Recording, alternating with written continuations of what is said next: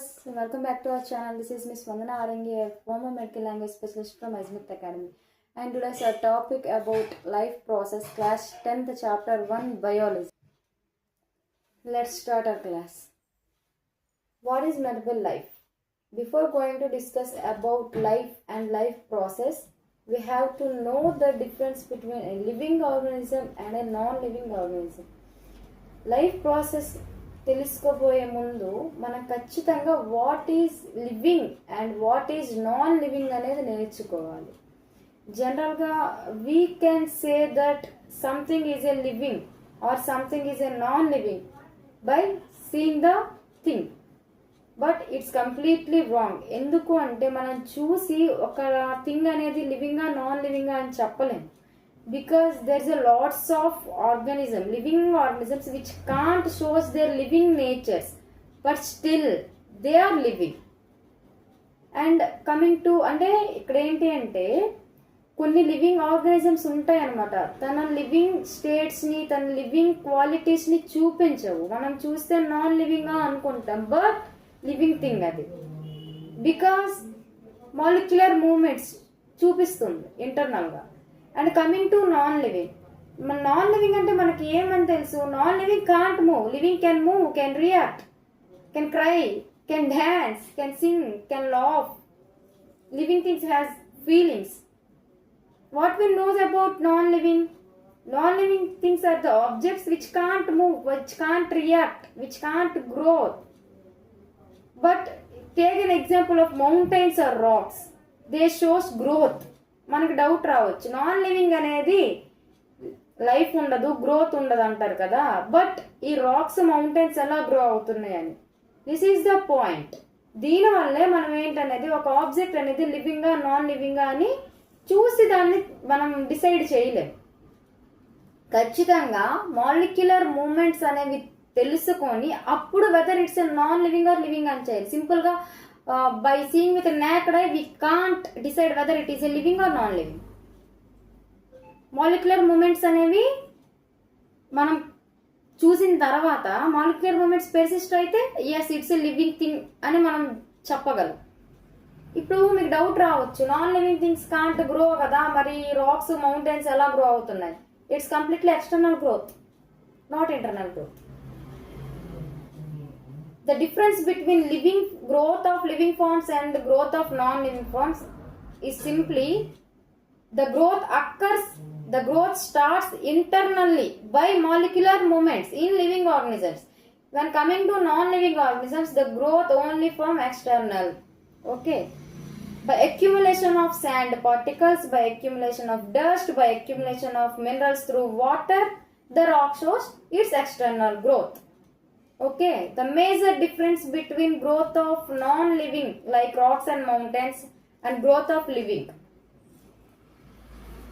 Living things shows internal growth and non-living things shows external growth. Okay, this is the major difference. And the main thing, oka thing anedi living or non-living anedi we can't say by seeing with naked eye. Okay.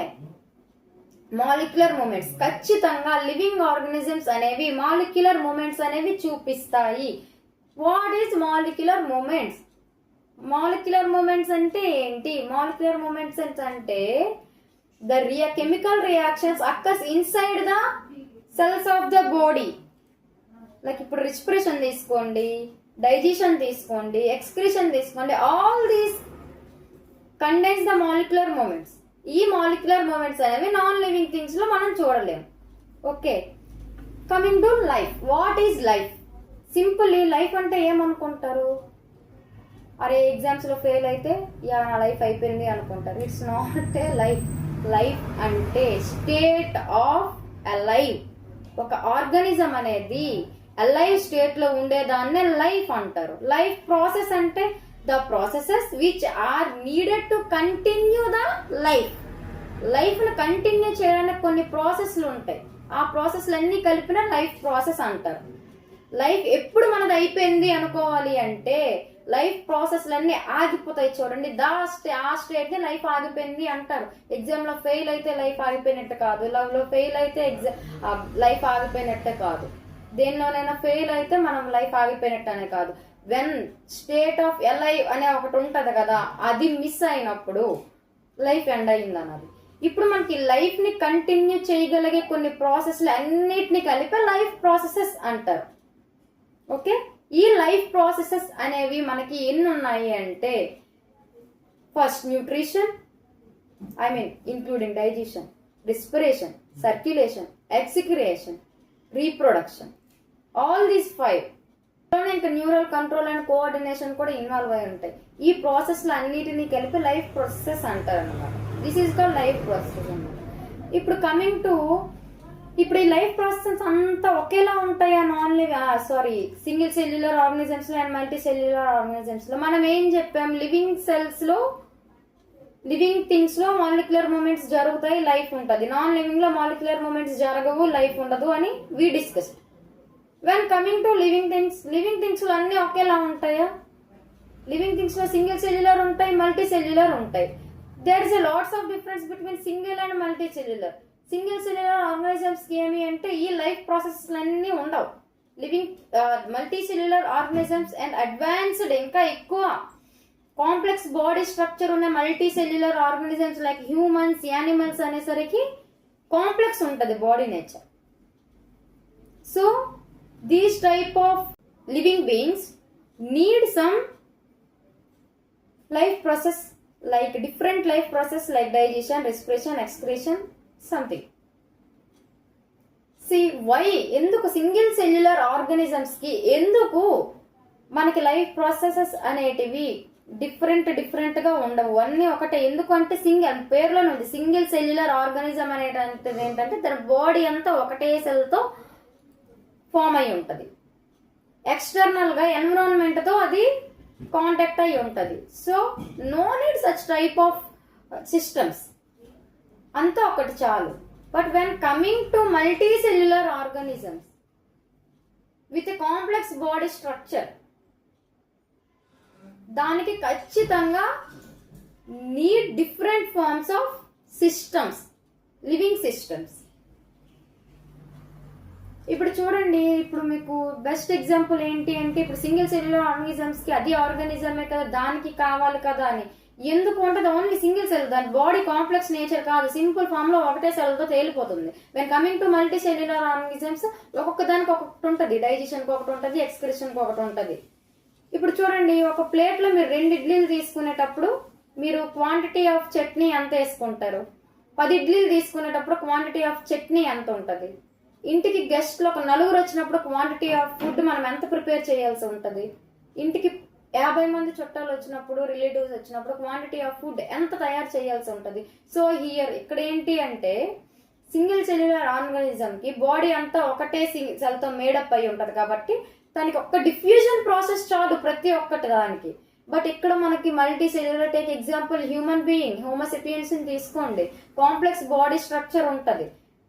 Okay, మనకి respiration కి ఒక system కావాలి, excretion కి ఒక system కావాలి, reproduction కి ఒక system కావాలి. సో మన బాడీ అంతా కాంప్లెక్స్ సిస్టమ్స్ తో మేడప్ అయి ఉంది కాబట్టి వీ నీడ్ సచ్ సిస్టమ్స్. మనలో లైఫ్ ప్రాసెసెస్ అనేవి చాలా ఉంటాయి when comparing to single cellular organisms. Okay, and ఇక్కడికి వచ్చేసరికి ఏంటి అంటే, మాలిక్యులర్ మూమెంట్స్ ఎందుకు నీడ్ అన్నాము? ఇప్పుడు ప్రతి సిస్టమ్ లో, ఇప్పుడు మనం చేస్తున్న ప్రతి లైఫ్ ప్రాసెస్ లో మాలిక్యులర్ మూమెంట్స్ అనేవి చాలా అవసరం. Because the complete our body structure and body development depends on the molecular movements. ఇప్పుడు మనం బయట నుంచి ఆక్సిజన్ తీసుకుంటున్నాం, ఇట్స్ ఎక్స్టర్నల్ థింగ్. బయట నుంచి ఆక్సిజన్ తీసుకొని మనం ఆక్సిజన్ ని యూటిలైజ్ చేసుకొని ఎనర్జీగా రిలీజ్ చేస్తున్నాం, దాన్ని రెస్పిరేషన్ ప్రాసెస్ అంటే. దీన్ని మేనేజ్ చేసుకోవడానికి మాలిక్యులర్ మూమెంట్స్ అనేవి మన బాడీలో జరుగుతుంటాయి, మాలిక్యులర్ రియాక్షన్స్ అనమాట. బాండ్స్ ని బ్రేక్ చేస్తూ ఎనర్జీని యూటిలైజ్ చేస్తాయి అనమాట. ఇప్పుడు ఇంకోటి ఏంటి అంటే, ఈచ్ అండ్ ఎవ్రీ సెల్ అనేది ఇంకా చిన్న చిన్న కాంపోనెంట్స్ తో మేడప్ అయి ఉంటది. Each component is made up of molecule. ఇప్పుడు మళ్ళీ మనకు ఒక స్కిన్ లో కానీ ఏదో ఒక డ్యామేజ్ వచ్చింది, మళ్ళీ new tissue, new cells, new organ form అవ్వాలి అంటే మాలిక్యులర్ మూమెంట్స్ జరగాలి కదా, రియాక్షన్స్ మళ్ళీ ఫామ్ అవ్వాలి కదా ఒక న్యూ లివింగ్ సెల్. సో అది మనకు అవసరం లేకపోయింది అనుకోండి, సరే ఇప్పుడు లేకపోతే ఏమి అనుకుంటారు, ఇన్ఫెక్షన్ అయ్యింది అనుకోండి, ఎక్స్టర్నల్ గా చాలా మనము బయటకు వెళ్తుంటాము, అక్కడ ఒక స్కిన్నే బ్రేక్ అయ్యింది మనకి, అప్పుడు మనకి ఏమవుతుంది, బయట ఎక్స్టర్నల్ గా టాక్సిక్ గ్యాసెస్ అని, ఎక్స్టర్నల్ డస్ట్ అని, అదని ఇదని, అది అక్కడ నీకు న్యూగా మళ్ళీ సెల్స్ కానీ టిష్యూ కానీ జనరేట్ అవ్వకపోతే ఇన్ఫెక్షన్ అవుతుంది. ఇన్ఫెక్షన్ అనేది మొత్తం బాడీ అంతా అవుతుంది. So we need strongly we need molecular movements. Okay, ఇదన్నమాట. This is the introduction. ఈ మాలిక్యులర్ మూమెంట్స్ అనేది ప్రతి దాంట్లో ఉంటది, ప్రతి సిస్టమ్ లో ఉంటది. మల్టీ సెల్యులరే కదా, యూనిసెల్యులర్ లో కూడా మాలిక్యులర్ మూమెంట్స్ ఉంటాయి. ప్రతి లివింగ్ ఆర్గనిజం అది మల్టీ సెల్యులర్ అవ్వని యూనిసెల్యులర్ అవ్వని మాలిక్యులర్ మూమెంట్స్ ఉంటాయి, కానీ ఎక్కువ తక్కువ అని ఉంటాయి. సింగిల్ సెల్యులర్ ఆర్గనిజమ్స్ ఒక్క డిఫ్యూజన్ చాలు హోల్ లైఫ్ ప్రాసెస్ కంప్లీట్ చేయడానికి. మనకు అలా కాదు, అన్నీ ఉండాలి. ఇక్కడ మనకు కొన్ని క్వశ్చన్స్ ఇచ్చాడు 10th క్లాస్ బుక్ లో, చూడండి. Why is diffusion insufficient to meet the oxygen requirements of multicellular organisms like humans? అంటే డిఫ్యూజన్ అనే ఒక్కటే ఎందుకు ఇన్సఫిషియంట్ హ్యూమన్స్ అనే వరకు ఆక్సిజన్ రిక్వైర్మెంట్స్ కి డిఫ్యూజన్ అనేది ఎందుకు సఫిషియంట్? డిఫ్యూజన్ అనేది ఒక్క డిఫ్యూజన్ ప్రాసెస్ మనకి సఫిషియంట్ అవ్వదు. ఎందుకంటే బికాస్ అది మల్టీసెల్ యూనిసెల్యులర్ కి వచ్చేసరికి body is made up of single cell and it's simple in nature. But when coming to multicellular body, example humans, it's a complex body nature and diffusion is not sufficient. What criteria do we use to decide whether something is alive? అంటే ఒక thing అనేది alive గా ఉంది అని చెప్పడానికి ఏ క్రైటీరియాని బట్టి మనం చెప్పగలం? త్రూ నేకడే మనం అది చూసి అది లివింగ్ అని చెప్పగలమా? చెప్పలేము. బై కొన్ని ఫ్యూచర్స్ చూసి రన్ చేయడాన్నో లేకపోతే ఫీల్ అవ్వడాన్నో స్టిమ్యులేషన్ చూపించడాన్నో దేన్నో చూసి మనం చెప్తాము. బట్ కొన్ని ఆర్గనిజమ్స్ ఉంటాయి కదా, అది ఫ్యూచర్స్ ఏం చూపించవు ఎలక్ట్రాన్ మైక్రోస్కోప్ యూజ్ చేయకుండా. అలాంటప్పుడు మనం అది నాన్ లివింగ్ అని చెప్పలేము. రాక్ చూస్తాం, ఇప్పుడు మౌంటైన్ ని చూస్తాం, పెరుగుతుంది కదా, ఇది లివింగ్ అని చెప్పలేము. సో త్రూ సీయింగ్ అంటే మెయిన్ గా ఇక్కడ ఏంటి అంటే ఒక థింగ్ అనేది లివింగ్ గా నాన్ లివింగ్ అని చెప్పడానికి the main criteria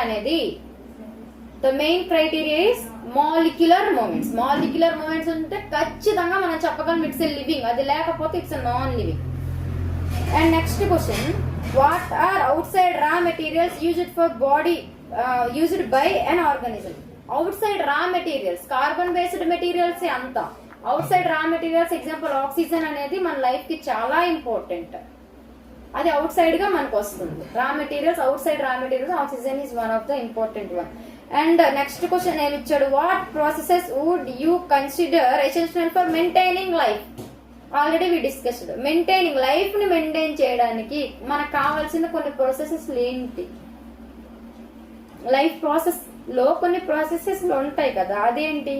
nutrition, respiration, circulation, excretion, controlling and coordination, reproduction. All these are the mandatory processes to continue your life process. ఇది ఇంట్రొడక్షన్. ఇది నెక్స్ట్ క్లాస్ లో న్యూట్రిషన్ అనేది డిస్కస్ చేయాలి.